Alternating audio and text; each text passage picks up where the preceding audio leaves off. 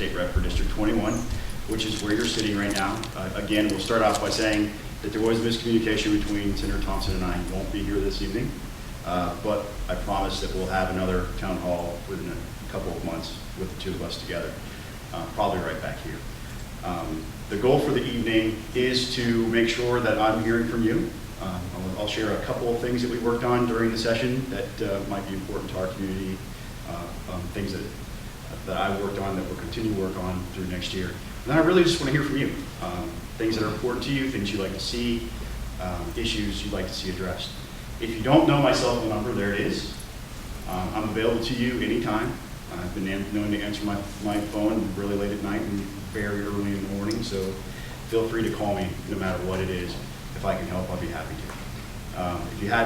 I do have some business cards. It also has the cell phone number on it. My home address is on there as well. I want to be accessible and transparent to you no matter what. So you guys, the way I approach this job is that you are the boss. You tell me if I'm doing a good job. You tell me where I need to improve, or you also tell me what you want to see. And that's what I think a representative does. So with that, I'm going to talk about a couple of pieces of legislation that passed the General Assembly this year that has become law. The first one being HB 1. Anybody familiar with the medical cannabis oil issue? I was a big proponent of that this year, and as well as last year when it first came up. It did pass. The governor did sign it, so it is law now.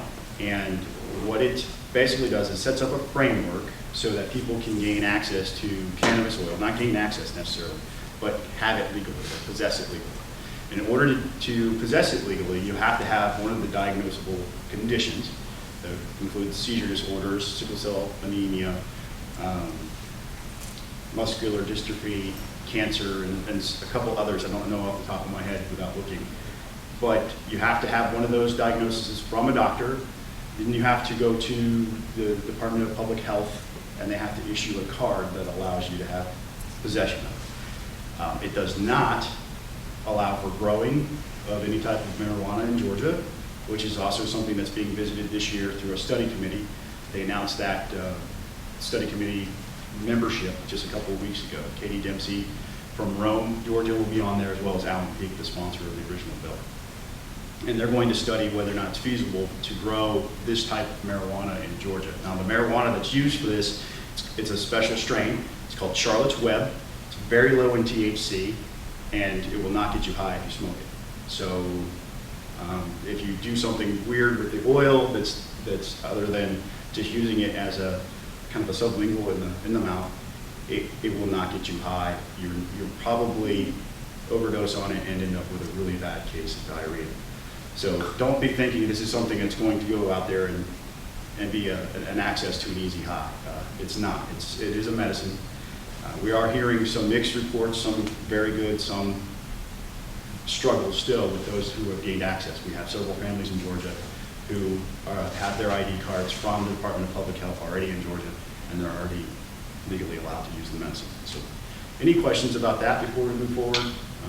HB 1 was a big deal. We've probably read a lot about it or heard about it on the news. Yes, I have a question in general as we talk across the country about marijuana. In the places where it is legal, where parts of it is legal, like what we're talking about here, how does that work with federal law? So there's a couple of different things at play. Because we live in a federal system. We have state law and we have federal law. Our state law cannot nullify federal law, if you follow what I'm saying. But we can, as a state, establish our own law and say this is how we're going to enforce law in Georgia.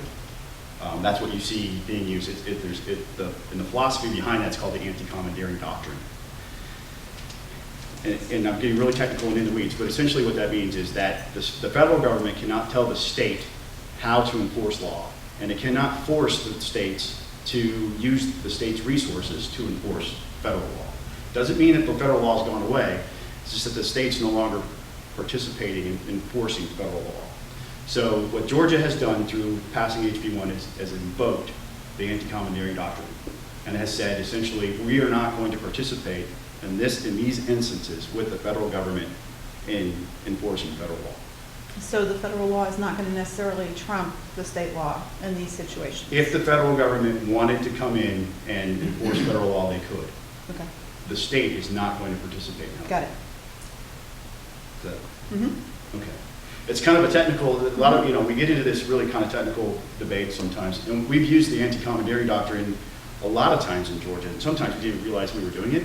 But I'm a big proponent of that because it's a 10th Amendment type of bill. It allows us to pull our state resources. We did it with HB 707 and HB 943 in the Obamacare bill last year.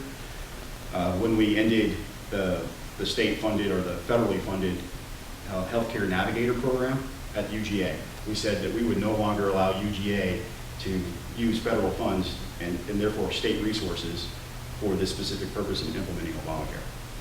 So we've done it before, and that's just another example of us invoking the 10th Amendment. So that's HB1. There was SB1, which was something that's near and dear to my heart because it dealt with autism and getting autism coverage for kids that suffer from that condition.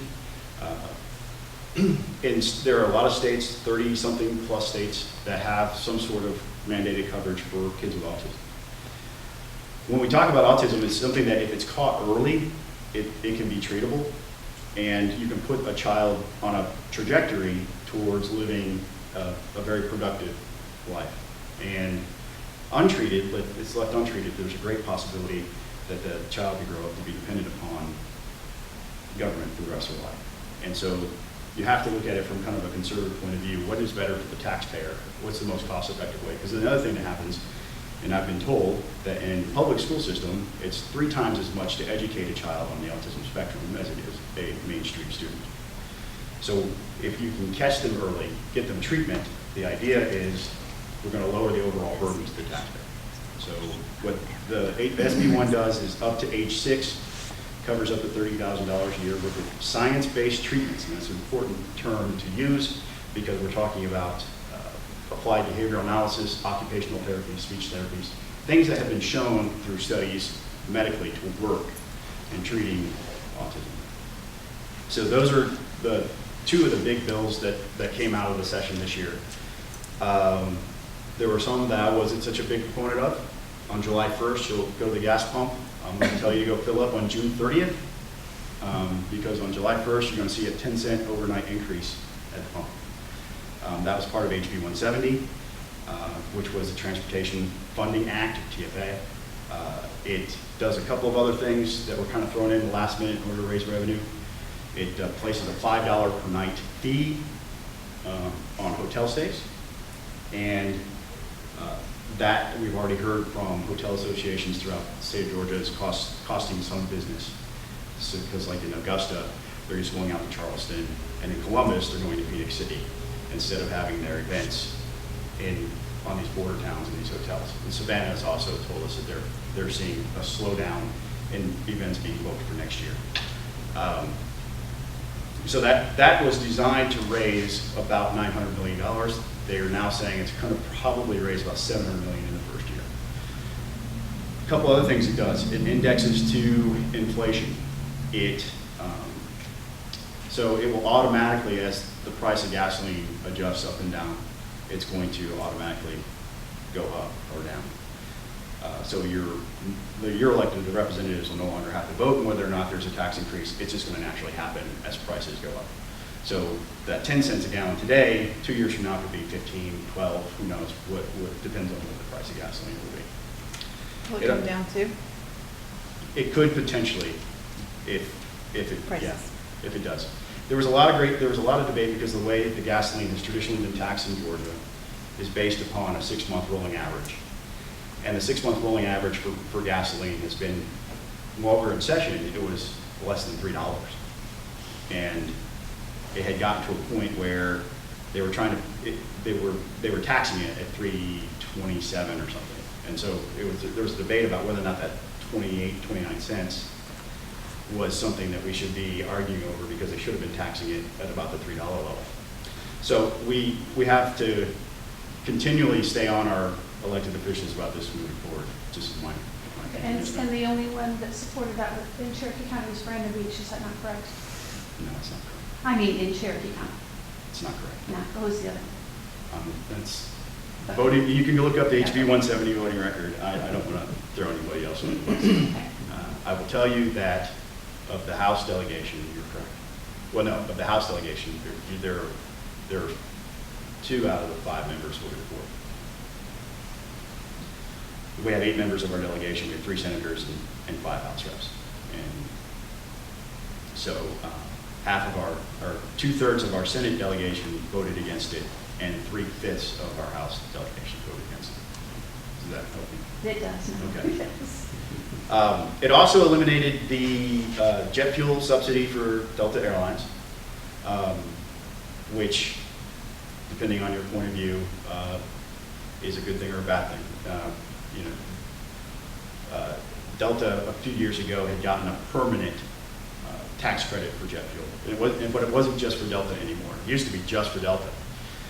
And a few years ago, before I was elected, they had voted to make it permanent and make it for everybody. So it increases their cost to buy fuel here in Georgia.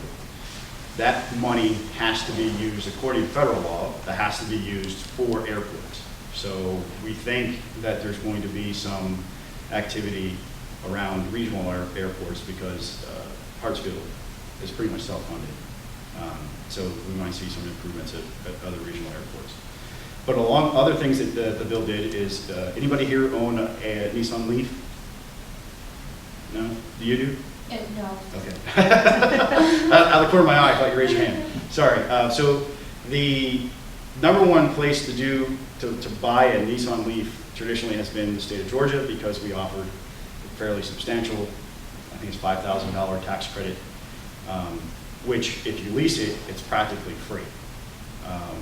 You're really not paying for your car. And because you're not buying gasoline, you're not paying sales tax on the gasoline, and so you get to use the roads for free. And so the idea was, it's slap a $300 per year fee on your tag for electric vehicles. It's way out of whack, because for your traditionally fueled vehicles, you're not paying quite that much if you're driving about 15 to 20,000 miles a year for your gasoline powered vehicle. So we'll probably end up revisiting that too. So that was the Transportation Funding Act. That was the big tax increase that we had this year. Again, I voted against that bill. And I did so by offering an alternative plan. And there were several of us that got together. We put together what was called the Georgia Promise Plan. How many of you guys know how the budgeting process works at the state level? So every year, the first week or so of session, the governor comes to us and he gives the state of the state. Sort of like when the president gives the State of the Union. Governor Deal stands at the rostrum in the House chamber and he gives the state of the state. And within a few days of that, he gives the House Budget Office, the Appropriations Committee, and all of us 2 books. One is the supplemental budget that spends or cuts money depending upon what we actually had in revenue, and we call that the little budget. So our fiscal year runs from July 1st through June 30th. We're in session in the wintertime. So that little budget takes care of those 6 months between January 1st and the end of the year.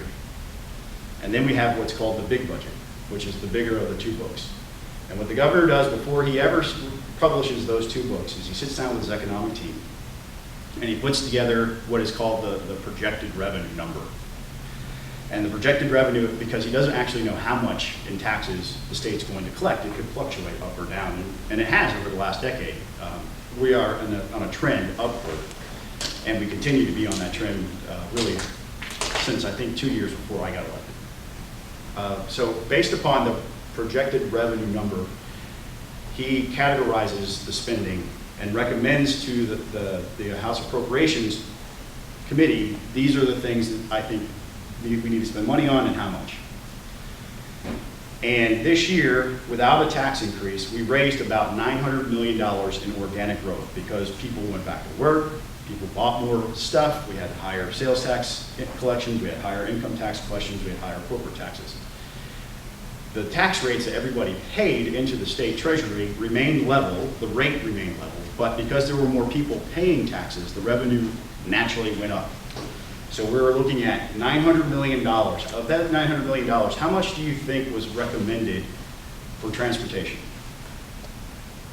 It was actually cut $10 million. The recommended number was cut $10 million. So we went into this session being told, we went to what's called a biennial. We all go up to UGA, the entire legislature goes up to UGA, and we talk about the problems we're going to tackle at the beginning of this 2-year session. And we were told transportation is the #1 issue, we got to have it because these bridges are going to fall down, and if we don't do something now, children are going to die. You know, I say that kind of tongue in cheek, obviously. But that was the type of pressure that was put on it. So imagine my surprise when I flipped to the governor's recommended budget for the Department of Transportation, and it's $10 million less than it was last year. So we started working on what we call the Georgia Promise Plan. And what it does is it does two things, really. We're not allowed to bind future legislatures and how they spend money. So I can't pass a bill today saying, from now until eternity, 10% of the revenue will go to public education or to health care or whatever. I can't do that. The Constitution prevents us from binding future legislatures. But what I can do is make you a promise, right? I can say, so long as I'm elected, I promise you that I will govern within our means, that I won't raise taxes. I will take what we are given, what you entrusted us as your elected representatives, and actually just spend that much, and not have to, especially if our revenues continue to grow naturally and organically. So that's the first thing it does. It's a promise. And there were about 14 of us that worked on this. And then we looked at the budget, and we kept education the same because it's our #1 priority here in the state of Georgia. Constitutionally, we are required to treat it as our #1 priority, and we do. We spend more money on education than we do any other item in the budget. So we kept that the same. We allowed for population growth to continue in the education budget. We took the last 5 years worth of growth numbers.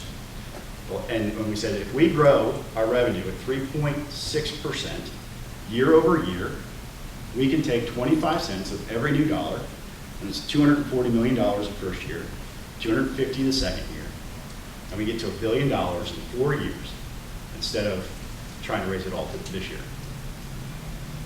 And I thought that was a pretty responsible way of doing things for a couple of different reasons. When somebody wins the lottery, they have a whole bunch of cash all at one time. How many people have heard that story of the person who goes broke? You know, they win the lottery, they have $300 million in their pocket, and then like a year and a half later, they're completely broke. Well, I kind of think the DOT is in that boat. They just got the winning lottery ticket. They got $900 million extra they want to spend this year. I don't think they're prepared to spend that much money all at one time. So if we were to just take our natural organic growth without raising your taxes, the economy just continues, and we're talking about a 3.6% growth rate, which is, I'm going to get to that in a second. I want to hammer that home. At 3.6% growth, we can take $240 to $250 million a year, and in 4 years get to the $1 billion they wanted. So we're doing it gradually. We're giving them a raise in their allowance every year. So they can go and ramp up for that type, and we can get our bridges taken care of, because not every bridge is going to fall apart. They gave us packets of critical infrastructure in our districts, trying to sell us on the idea of the tax increase. For the guys over in Forsyth County, they were looking at their packet of bridges, and they're all on a list of things that are already being replaced or improved upon or repaired. So, because they have a bond package over there that they passed locally to take care of their bridges. So they were like, well, why are you trying to tell me that these bridges are going to fall down in my district when we're already repairing them? We don't need a tax increase in order to do that. Oh, don't worry about that. Don't worry about that. It's other districts, obviously. We weren't really talking about you guys. So that's the idea. And we're talking about things like public defenders, education council. Instead of growing at 12% year over year, they're growing at 8% year over year. So they would still continue to grow some, just not as much as they were before. So we were adjusting the existing recommended spending for all these other categories, leaving education out of it, leaving increase in Medicare out of it. And we were still able to come up with $250 million a year to put towards transportation. And that was the Georgia Promise Plan. If any of you are interested in seeing the spreadsheet that we put together, it was extraordinarily detailed. You can change the growth rate. Right now, we're at 6.9% growth rate year over year. The numbers came out in February, it was double digits. April was double digits. May was slightly lower, I think they were almost 4% in May. But our year over year growth in revenue collected in Georgia without the tax increase kicking in yet is over 6%. So we were way low on what the revenue was required to be projected in order for us to get that 25 cents of every new dollar. So that was the idea behind the Georgia Promise Plan. And I hope, if you are interested in looking at the spreadsheet, please sign up for the thing on that little sign-in sheet over here, and I'll get you a copy of it. And you can play with it. You can adjust the rate of growth increase for each department by clicking one cell. You can change the revenue projection numbers by adjusting one other cell, and everything else cascades throughout the rest of the budget. So we were pretty detailed. We voted no, but we offered an alternative plan. And I thought that was pretty important because there are a lot of folks out there that like to say the Republicans are the party of no, and they don't have any ideas. And I think we get out here and we come back home, because we talked about a lot at the Capitol, but I want to make sure you all know about it as well. So those are kind of the big ideas that happened this year. With that, I'm going to open it up for discussion from you guys. And let me know what are some of the issues there. What's being done to bring GE into town from Connecticut? I heard it on the news this week. The governor is consistently courting new business. I'm not in the governor's team, but he has his economic development team is always looking for companies to come to Georgia. We got Mercedes-Benz. That way, it was an airline, not an airline, but an airplane manufacturer. He was courting pretty heavily. I don't think that we got a win on that one. But I don't know specifics about GE. But if you'd like, I could find out. And I would say it would be very wise to pull UPS on that, saying how they moved from Connecticut and paid for their entire move and their building in 3 years. Yeah, it'd be great. Because it's one former Connecticut talking to a current Connecticut. Yeah. Yeah. We also, here locally, we have a pretty strong, in Cherokee County, we have a pretty strong economic development team as well. The folks, Misty Martin and Marshall Guest, up at, they meet up at the Bluffs.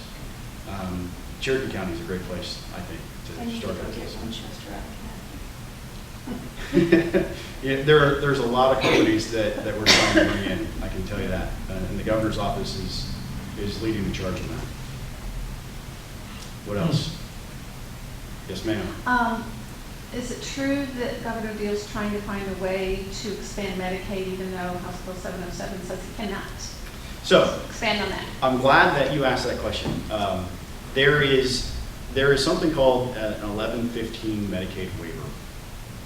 And it allows for certain state agencies to cut the strings attached to Medicaid dollars if the federal government approves use of that money. And the way it was explained to me when I asked for it, because 1115 waiver is in our budget, it has been in our budget for like 7 or 8 years, from what I'm told. It was funny, is my predecessor asked me about it. I said, well, you voted for it.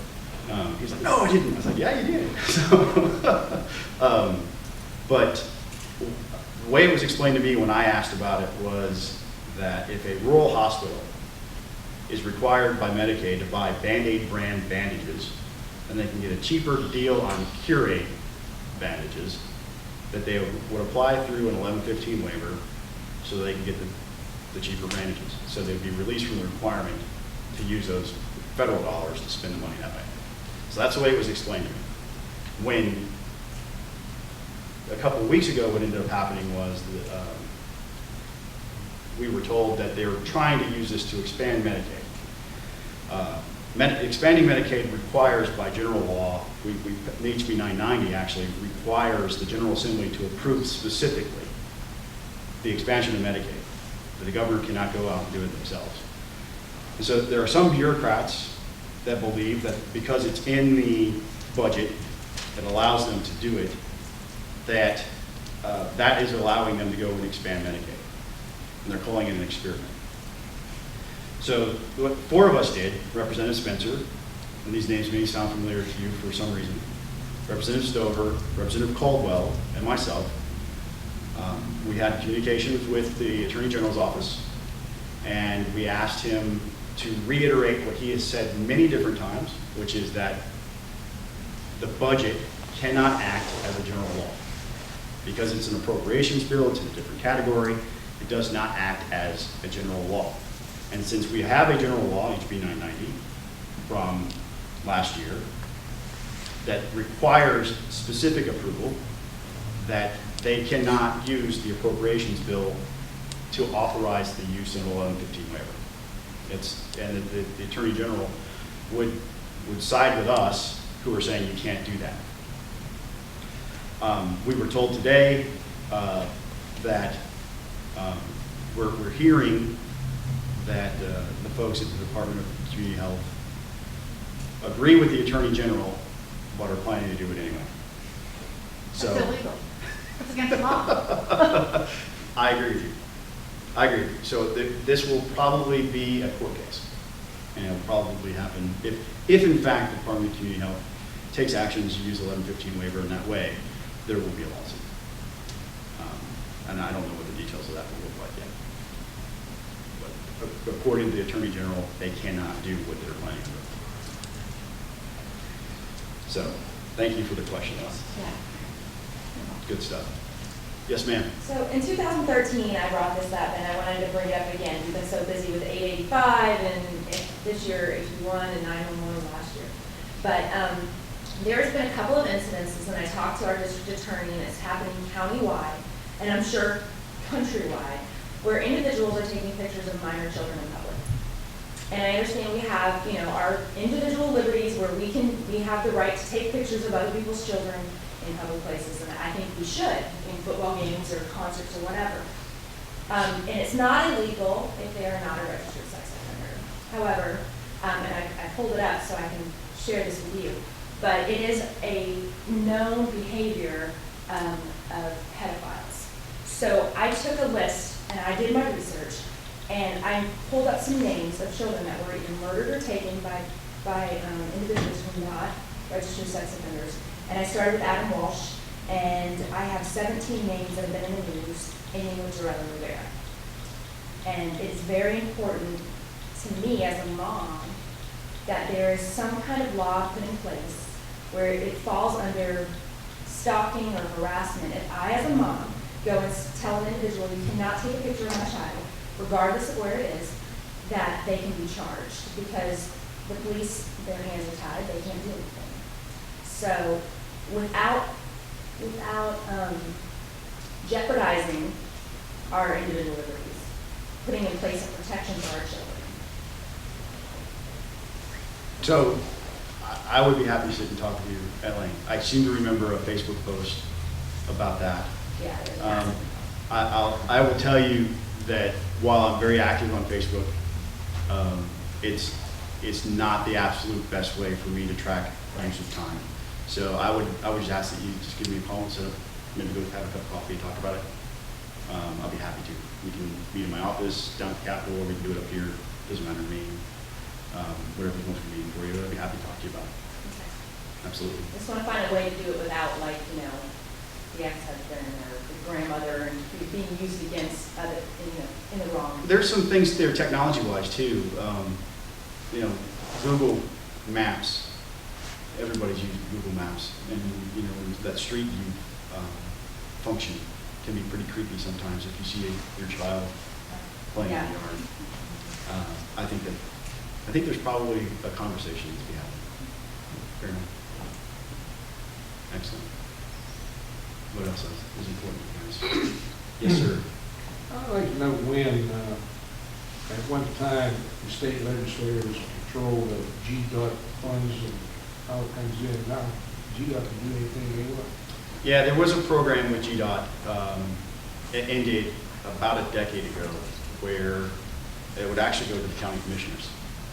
And the county commissioners could take a certain portion of the dollars and use them. So, for example, would be Brian Poole, who's the commissioner for this area, will be able to say, I want to take our dollars and repave this section of road at Fells Ferry.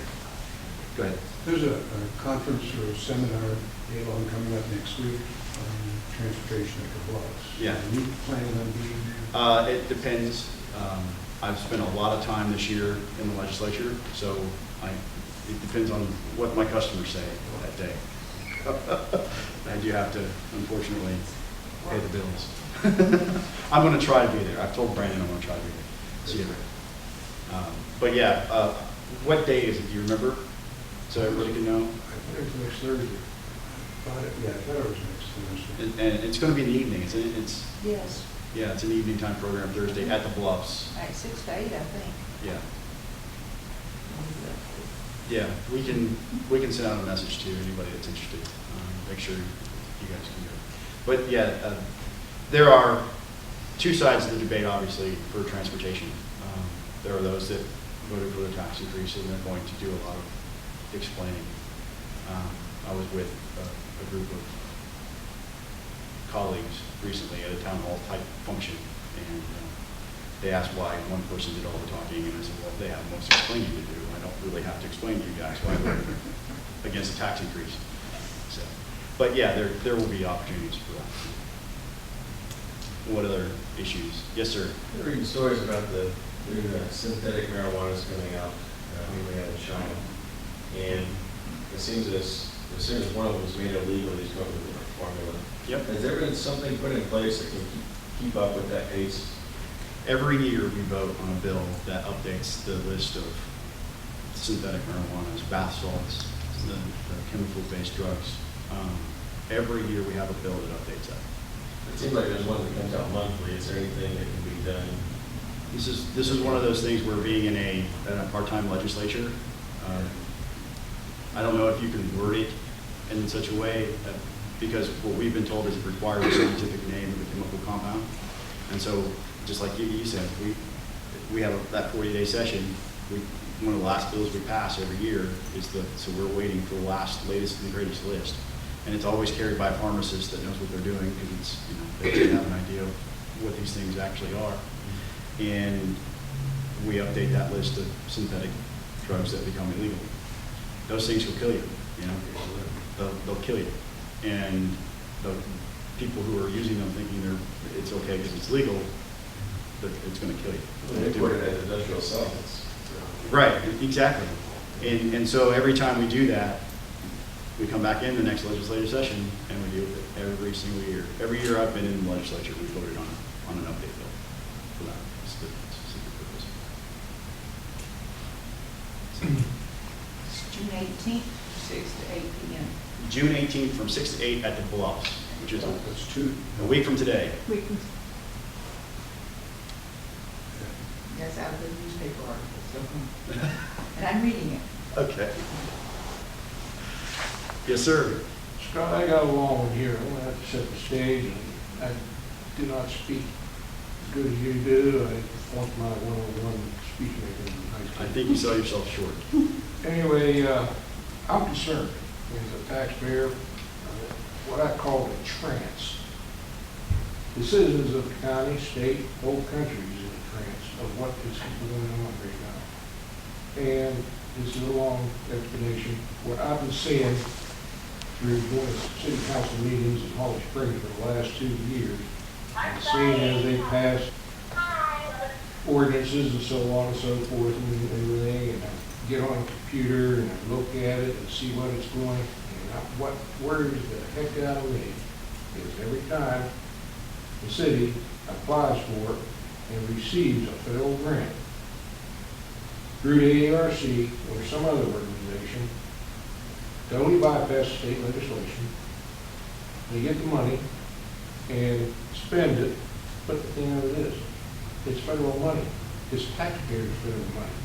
The federal government don't have any money. They're broke, 18 trillion debt. This city gets this, and all cities in the county are doing this. They get the money, they spend it, but who's gonna pay for it? My kids. Your kids. Your grandkids. My grandkids. Everybody else's kids. The little girl in the Everyone back here. That is the trance of what's going on. Now, I've talked to my city council, zone council, talk to the city manager, I talked to the mayor. They all know this. Yep, it's going to natural death. I said, why are you killing yourselves? You're strangling. So what? We get beautiful streetlights, sidewalks. We get all this. But what the cost, who's going to pay for this? And he says, well, if we don't do it, somebody else will take the money. That's the answer. And you vote him out of office. Or You vote him out of office. Everybody's doing it. everybody's doing it. You gotta get rid of everybody. And this is, So Dave asked this question, I think, Dave asked this question because I'm the author of the Fiscal Accountability Act, which is HB 14, if you ever want it. It's a couple-page bill. And it requires that all federal funding in our state go through the General Assembly and approved by the General Assembly before it can be spent. And there's a couple of reasons I think that that needs to happen. Number one, the debt's out of control. Washington, D.C. is not going to take care of their problems. We know that. Even the most recent Republican proposed budgets in Washington, D.C. increased the deficit year over year. The Paul Ryan plan continued to increase the deficit until my child was out of high school. That's a long time to continue to increase the deficit.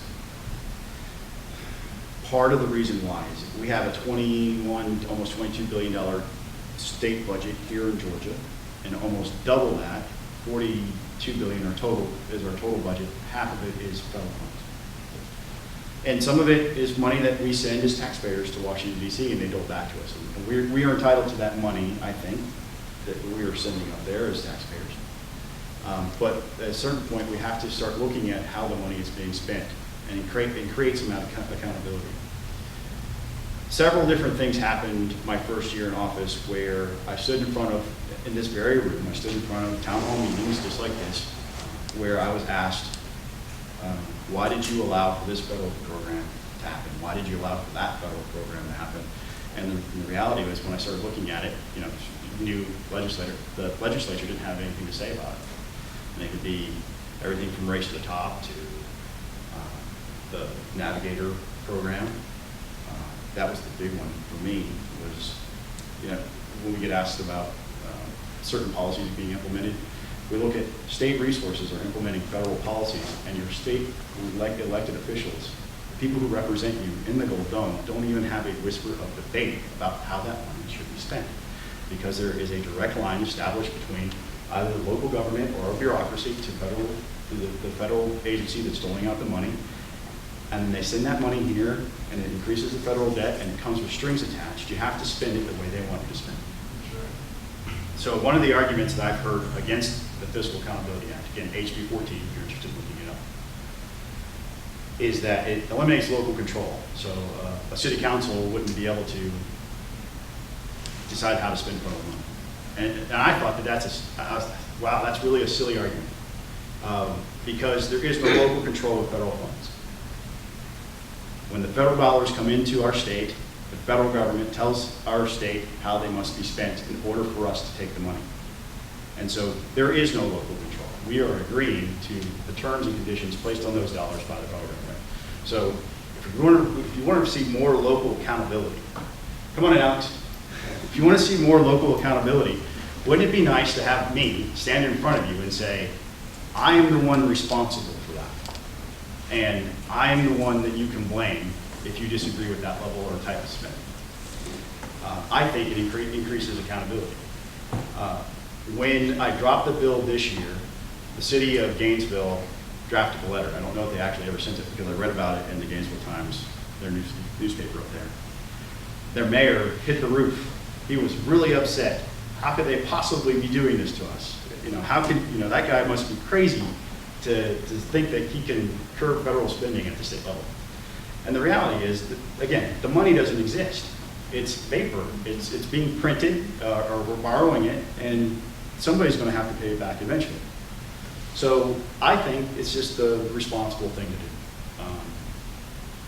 I can tell you that last year when I introduced the bill, it was sent to Governmental Affairs, which was a committee I thought I had a chance of getting it out of.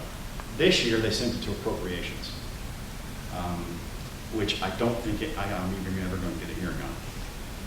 That being said, I'm not going to give up on it. There are a lot of people who think it's a great idea and it deserves its day in a committee and at least have a hearing so we can talk about it. I'm going to continue to fight for it. I think it's a big, bold idea. It's a reform. I think we at least need to have a debate. What is the state's role in increasing the national deficit? I'd like to talk, well, I think you said Department of Community Affairs. From my research, looking at what Holly Springs is doing and everything, and every contract that they sign through the ARC, getting federal grants, the ARC can get money, the state can't. But the thing of it is, everything in there will have one paragraph that goes to the government part of it, that Office of Department of Community Affairs, gets the rubber stamp by the governor there. So the governor knows that the federal money's coming in, it's going through the ARC, going through the community. I don't think that's right. You have no control. You're singing the song of my people. Of course you are my people, so you're singing the song. So, I agree with you. But that is a big idea. One other bill that I was working on this year that kind of got shelved late, we have a fantastic tax commissioner who is taxpayer friendly here in Cherokee County, Sonia Little. Sonia came to Michael Caldwell and I last summer, and she told us about this scenario where the property owner who had a paid off home worth about $100,000 here in Cherokee County passed away. His property was the subject of a family fight over what was going to happen to it. And so for 2 years, the family did not pay the property tax bill. And so Sonia had no choice at that point but to levy the property and send it out for tax sale. Well, under current law, a couple of predatory actors came into Cherokee County. They saw the advertisement for the home, and they bid up the price well above the $100,000 to $120,000. So now the family can't go get a loan for a mortgage because they would have to come up with $120,000 to pay back property, the guy who bought the tax lien, in order to get their property back or to redeem it. Then, so they would be entitled to the excess funds. So the 2 years worth of taxes would come out of the $120,000, and then the family would get the excess funds. But under current law, there's this little loophole. It's called super lien. And they went and purchased a small medical lien for like $300, somewhere in that range, from a medical bill from when the guy was in the hospital when he was passing away.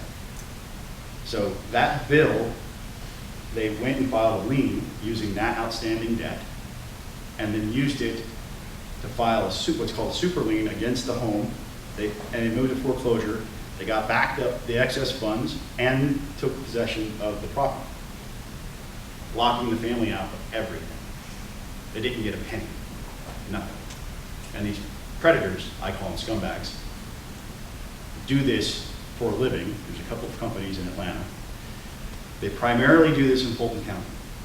It was the first time it's happened in here in Cherokee, and it sent Sonia into taxpayer protection mode.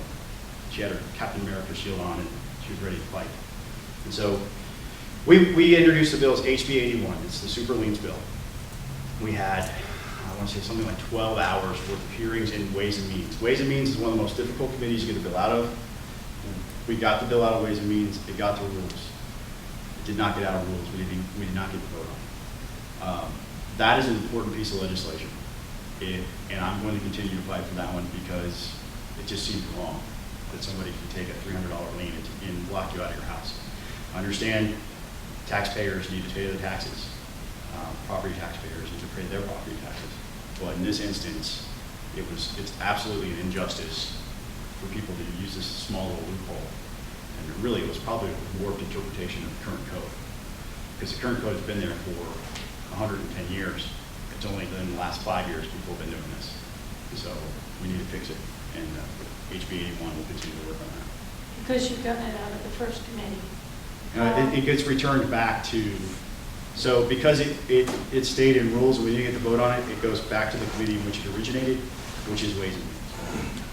Because it's gotten out of once. At this year, because we were in the middle of a 2-year cycle, It goes back to Ways and Means. But because it got out one time, then there's a high probability it could get out again. I hope so. I have some educating of the rules chairman I need to work with him to make sure he understands what we're trying to do. I thought I had met with him a couple times on it, and I thought we had gotten to a good conclusion. I met with the speaker about it a couple times as well as the staff. And so I'm hoping that we get that next year. It needs to happen. And everybody hears about it. When I presented it to the committee the first time, the gasps, even from everybody on the committee, Republicans and Democrats alike, were like, we have to fix this. And the only people that testified against the bill are people who do it for a living. So me being me, I had fun with the word scumbag every once in a while in that conversation. So during that testimony, it's good stuff. Robert. I believe over a year ago, I asked you a question about the motor fuel vehicle tax that had been paid by Cherokee County consumers over the course of a 5 or 6 year period in relation to the amount of money that GDOT had spent in Cherokee County to figure out if we were a donor or a donor county. I believe we are the only Metro Atlantic county that only has 2 lanes going north and south. Now we have 2 lanes that are, or a lane that's going up the middle. I believe you were able to procure the numbers that we pay in motor fuel vehicle tax, but Georgia Department of Transportation, in their infinite wisdom, no sarcasm, was unable to provide the number of the amount of money that was spent on road improvements in Cherokee County, but yet they just managed to procure an extra $900 million of taxpayer money that goes into effect on July the 1st, and we still have 2 lanes. The next lane we're going to get, if we use it, we have to pay for it, and yet they can't account for how much money they spend in the county while we've been paying for $575 now usage since 1986-ish. And I just think it's abominable that there is no accountability by GDOT in regards to how much money they spent. If they don't know how much money they spent per county on improvements, they have no business procuring more money from the taxpayers. When we're stuck with the same 2 lanes going north and south, paying an additional 10 cents a gallon or more. I think your state house rep and I both agree with you, which is why we're offering alternative solutions to those problems and trying to be responsible in how we ramp up addressing the issue in a gradual manner, as opposed to that winning lottery ticket style. Is there anything we can do to make GDOT be accountable, or at least produce numbers on a per county basis that they're spending? I'm sure we could do that. I'm sure I can find out exactly how much they're spending here. You know, the problem is that this reversible tolling project that you're talking about, it would be part of that, and it's not included in the $900 million in additional tax revenue they're expecting to raise through the TFA this year. So, but we can talk about that more in detail too. I don't want to go too far down the rabbit hole on a specific, but I'll be happy to do some research for you. One phone call would all it would take from me. So, Alex, do you have something? Yeah. This is a question about kind of the sentiment statewide that you may be seeing under the gold dome on this question. It's just come up in DeKalb County. Municipalization is taking place very rapidly in DeKalb County. A lot of cities are being set up. And it's implied that having a city is going to be great because you have all these services. You have new taxes, but you have all these services. Well, DeKalb County, and I think this is going to affect other counties that head towards this direction, that municipalized, DeKalb County is now seeing a reduction in taxes because of municipalization. So the county is stepping up and saying, no, we want to raise taxes to make up for the shortfall. And so my question is there anything to be done at the state level to prevent double dipping? Where a county is basically facing municipalization within its borders. Everything's moving to a city. So really, should the county be coming back for another bite of the apple? Or should they be asked to stand down when municipalized? So any of the new cities, first and foremost, not really addressing your question yet, but I'll get there. Right. Any of the cities that are established have to go through a referendum process. Right. So if the people in that area don't want that, it's not going to happen, first and foremost. So it's really up to those voters over there to decide if they want to have a city. So that's the first part. But the second part, State there are law. caps on what millage rate can be. You know, there are caps on sales tax rates. I know that this year, again, a bill that I voted against would increase MARTA for DeKalb by half a penny as for sales tax. Sure. There are things in place. I don't know if it gets to the specifics of what you're going for, and I'd have to kind of have a deeper dive with you a little bit, I think, Sure. to Okay. figure out, you know, how we would address the specific concern. I do know that there are caps in place as far as what the millage rate can be, so they can only go so far. And Right. There's a cap on sales tax rate. They can only go so far, and they can't tax income in Georgia at the municipal or local level. But they will. That happened in North Fulton when Johns Creek became a city. The rate in North Fulton went up. That require, well, as an income tax? No, not of it. No, that's why I'm talking about income tax, but They did it on, they're actually doing it on property taxes. Right. Yeah. Right. North Fulton Fulton County still has not stepped down since Sandy Springs Right. was created many years ago, and Milton and all these other ones. As a matter of fact, when the Sandy Springs Fire Department was being created, Right. Fulton County wanted to charge them the full price for the fire trucks, and went to the judge, and the judge says, $1, because those people in Sandy Springs have already paid for the fire trucks. $1, That's the because double that's the dipping. transfer fee. And, you know, there's some interesting things. I think Fulton and DeKalb, that there's a very low percentage left of the county that's not municipalized. Like, there's only so much turf left. So I think they have their issue quite a bit different than what we have. I think what I'm asking is, can the state legislature step in and say, we can't do that? Once it's municipalized, don't go back to those voters and say, we want more? The answer is yes, we could. Okay, I think it's a different question about whether or not there's the will to do it. okay. Two of the largest and most powerful lobbyist efforts at the Capitol are ACCG, the Association of County Governments, and GMA, the Georgia Municipal Association. And those two organizations have a great deal of influence in that. So, and they're oftentimes known on the same side. Thank you. As a follow-up to that, whatever happened to Milton County? Oh, We heard a we lot about it. constitutionally have hit our limit of counties that we are allowed to have. So we would have to amend. We would have to the have laws? we would either have to have counties combined Uh-huh. in order to open a slot up, or we'd have to have a constitutional amendment allowing for an additional county. I'm going to tell you, I would give a great deal of caution to creating a new county government. I'll tell you why. There's economies of scale, I think, that we need to address. Imagine for a moment, and I'm not advocating for this, so please don't think that I am, but this is just a kind of a thought experiment moment. Imagine for a moment Bartow County and Cherokee County were one county. You would have one county commission, one school board, one sheriff's department, one library system. And so the natural inclination there is, it's towards economies of scale. When you have a bit of a larger, sort of like in business, if you have a larger business, you get discounts on things like labor, and you are able to eliminate redundancies. One court system. Obviously, you'd probably still need the same number of judges in certain instances. There would be things that wouldn't necessarily scale. But I would be very hesitant to support an additional county being created, because what you're really doing is you're adding another layer of government. And I'm not saying I wouldn't be convinced. I would have to be convinced with some good facts and logic, not just the emotional one of, hey, we want a representation, really locally. I think there needs to be a good look at what the actual impact of expanding government in that way would look like. I think they just want out of Fulton County.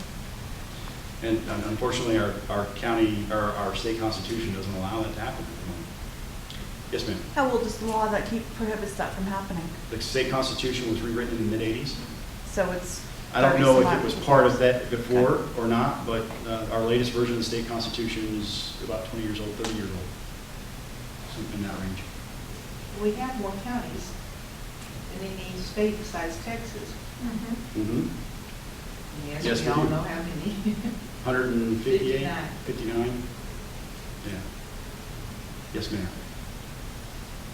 Can I get off topic, are we still talking about that? No, go ahead. Okay.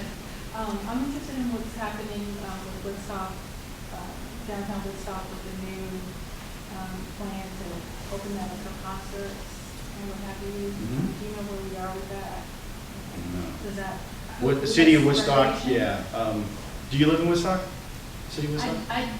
I don't, but since I'm kind of like on the line, Yeah. the state, the city planner has We been were in supposed to- contact with me.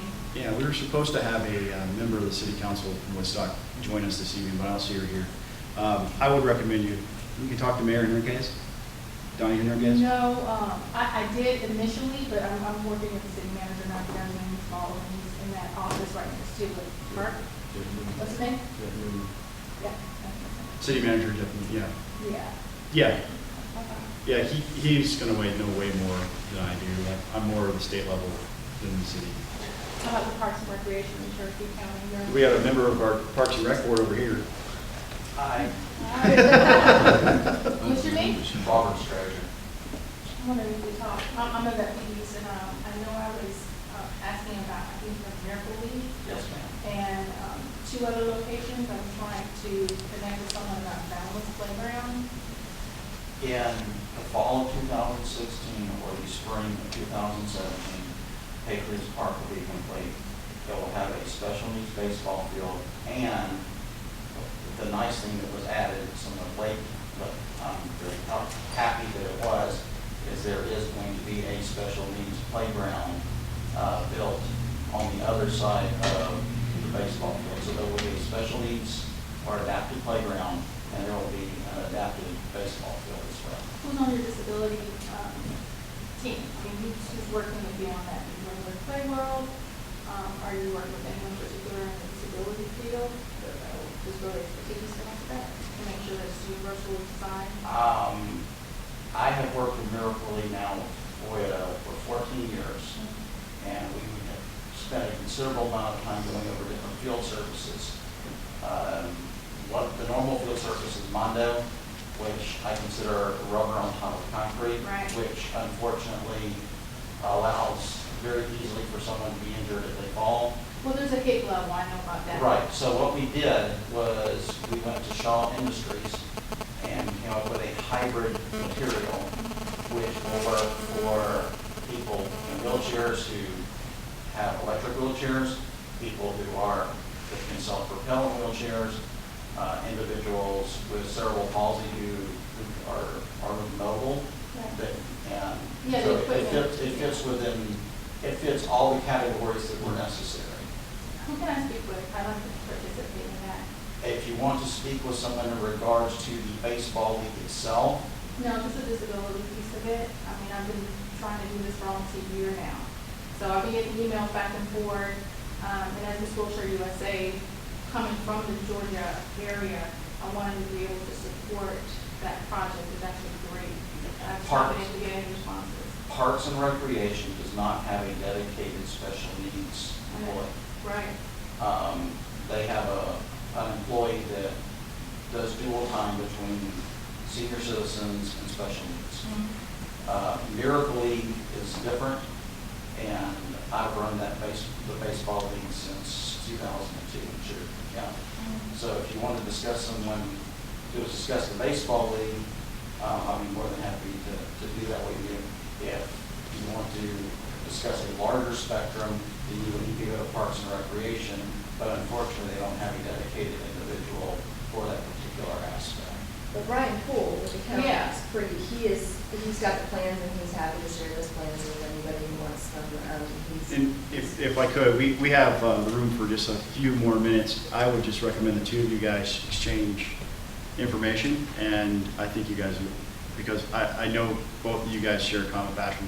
If you haven't met already, you really should, and maybe go grab a Coca-Cola. And, We have coffee, they get Coke. I have coffee. I know Robert doesn't drink coffee, so. I do. I don't trust them in coffee. So if you wouldn't mind just, exchanging information, you guys will, I'm sure you're going to change the world. So, anything else? Yeah, the state of Maine passed a welfare change. And they said, if you are not disabled and you don't have kids, you have to either work part-time for 20 hours each week, enroll in a vocational program, or volunteer a minimum of 24 hours per month in order to get the food stamps, the SNAP. And they had a drop in enrollment from 12,000 to 2,500. Wow. That is a huge percentage. And this happened at the close of 2014. We already And it's have that. plummeted that fast, and it plummeted by April. Have we looked at doing anything? They said I don't if you're know disabled. what the current, I can tell you, what I will tell you is that there will be a welfare fraud study committee established this summer. I don't know who's going to be on that committee yet. They have not announced the membership.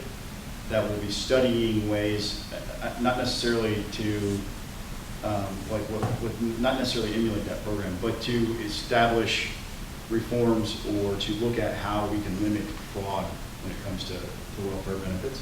So I think if there's a need and somebody's on it, I think there is a safety net that's okay in a limited basis. But when we move into that fraudulent area where people are taking it and they don't necessarily meet the requirements of the program, I think that's definitely something to do. Quick comment? Yeah. On the unemployment fraud study. I don't know if this is a place for recommendations, but I recommend that they also do couple that with unemployment fraud, unemployment compensation fraud as well.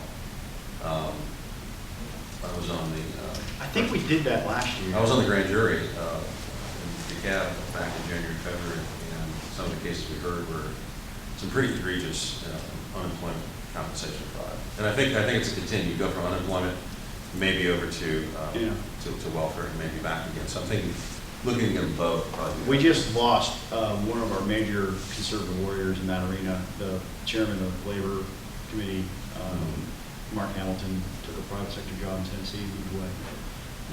So I don't know. I don't remember. They just announced its new committee chairman a couple days ago.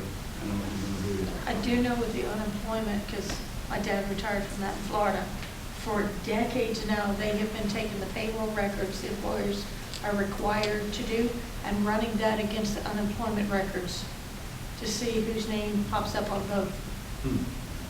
So we are out of time. However, that being said, I just want to take a couple more minutes to say thank you again for coming out this evening. I genuinely appreciate it. If there is something I can be doing for you in any way whatsoever, please do call me. That's this cell phone right here. It's attached to my hip these days. Anytime you need something, give me a call. Thank you again for allowing me the opportunity to serve you. This is a great honor. I never forget that this is not my seat, it's yours. You get to choose who has this job, and I'm honored that you allow me to serve you in this way. So if there's ever anything I can do, again, let me know. And thank you all for coming out. Thank you.